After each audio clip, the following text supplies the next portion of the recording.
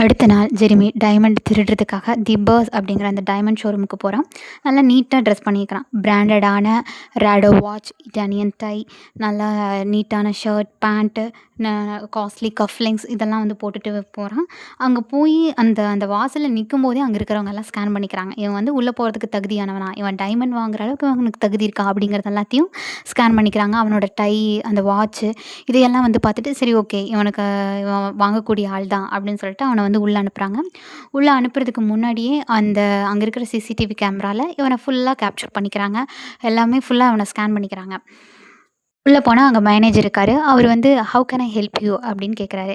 I am getting engaged, நான் வந்து ஒரு என்கேஜ்மெண்ட்டு பண்ண போகிறேன், நான் அதுக்கான ஒரு ரிங் பார்க்கறதுக்காக வந்திருக்கேன் அப்படின்னு சொல்லிட்டு அவன் வந்து சொல்கிறான். அப்புறம் அங்கே வந்து ஒரு 2 செக்ஷன் தள்ளி அந்த என்கேஜ்மெண்ட் அந்த டைமண்ட் ரிங் இருக்கிற பக்கம் வந்து கூட்டிகிட்டு போய் அவனை உட்கார வைக்கிறாங்க. முன்னாடி ஒரு பிளாக் கலரில் ஒரு வெல்வெட் கிளாத்து விரித்து போட்டு அந்த டைமண்ட் கலெக்ஷன்ஸ் எல்லாம் வந்து காமிச்சிட்ருக்காங்க. அவன் அதெல்லாம் வந்து பார்த்துட்டு எதுவுமே சாட்டிஸ்ஃபை இல்லாத மாதிரி பண்ணிகிட்ருக்கான்.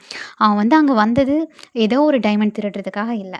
அந்த அரபெல்லா வந்து அங்கே போய் என்ன மாதிரி நீ பிஹேவ் பண்ணணும் அப்படிங்கிறத மட்டும் அவள் சொல்லித்தரல. நீ அங்கே போய் எதை திருடணும் அப்படிங்கிறதையும் அவள் வந்து சொல்லி தான் அனுப்பிச்சிருக்கா.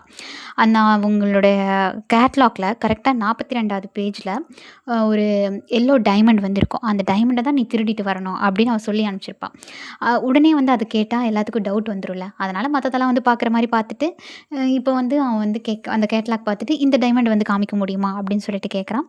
அவன் கேட்ட மாதிரியே அந்த எல்லோ கலர் டைமண்ட் வந்து எடுத்துகிட்டு வராங்க. அந்த எடுத்துகிட்டு வந்து காமிக்கும்போது மற்ற டைமண்டோடெல்லாம் கம்பேர் பண்ணும்போது அது ரொம்ப ஜொலிக்குது. எல்லோ கலரில் யூனிக்காக ரொம்ப அழகாக இருக்குது. பார்க்குறப்பவே ரொம்ப அட்ராக்டிவாக இருக்குது அந்த டைமண்ட்.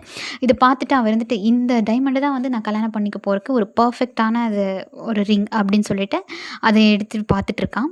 அப்புறம் அவன் இதை பற்றி கொஞ்சம் சொல்ல முடியுமான்னு அந்த மேனேஜர்கிட்ட வந்து கேட்குறான். அந்த மேனேஜரும் சொல்கிறார், எங்களோட சொந்த சுரங்கம் வந்து சவுத் ஆஃப்ரிக்காவில் இருக்குது. அங்கேருந்து வெட்டி எடுக்கப்பட்ட ஒரு ரேரான ஒரு டைமண்ட். இது வந்து 18.4 கேரட் அப்படின்னு சொல்கிறாரு. அதுக்கப்புறம் இது வந்து மோர் தென் 100,000 பவுண்ட்ஸ் இதனோட வேல்யூ அப்படின்னு சொல்கிறாரு. நம்ம ஊர் மதிப்பு வந்து கிட்டத்தட்ட கோடியை தொடும். இப்போ டைமண்ட் வந்து பார்த்தோம்னா ஒரு முழுமையாக ஷேப் பண்ணினது வந்து இருக்காது. அங்கங்கே கட் பண்ணி எடுத்த மாதிரி இருக்கும்ல. அந்த கட்ஸ் வந்து செக் பண்ணுவாங்க. அந்த கட்ஸ் வந்து ஷார்ப்பாக இருந்ததுன்னா அது வந்து ஒரிஜினல் டைமண்ட் அப்படின்னு அர்த்தம். அதை செக் பண்ணுறதுக்காக அந்த பூத கண்ணாடி வச்சு நம்ம படத்துல எல்லாம் பார்த்துருப்போம்ல, பூத கண்ணாடி வச்சு அவங்கெல்லாம் பார்த்துட்ருப்பாங்க. அந்த மாதிரி செக் பண்ணுறதுக்காக அவனை வந்து அந்த பூத கண்ணாடி கேட்குறான். ஆனால் அந்த பூத கண்ணாடியை வந்து அவன் என்னென்னு கேட்குறான்னா லூப்னு கேட்குறான்.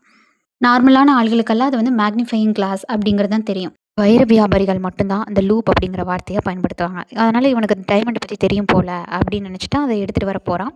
அடுத்தது என்ன ஆகுங்கிறத அடுத்த வீடியோவில் பார்க்கலாம்.